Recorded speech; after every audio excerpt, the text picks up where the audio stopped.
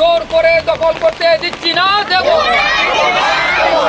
আমাদের ফুটবল মাঠ জোর করে দখল করতে দিচ্ছি না, দেব না।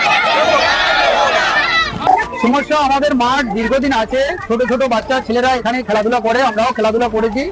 হঠাৎ করে একদিন কিছু মানুষ এসে আমাদেরকে বলে, লোক দেখায় যে তোমাদেরকে কোম্পানিতে এরকম ব্যাপার, এই করে দেবো ওই করে দেবো, কোম্পানি হবে।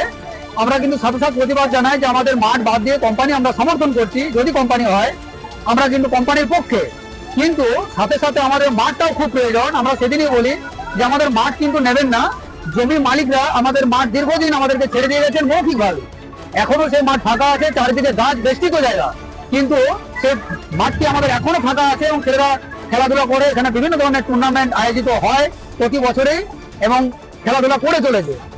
তো আমরা আমাদের দাবি, বেআইনি ভাবে আমাদের এই মাঠ আমরা কোনোভাবেই দখল করতে দেবো না এবং পাঁচিল দিয়ে আমরা কোনোভাবেই ঘেরতে দেবো না।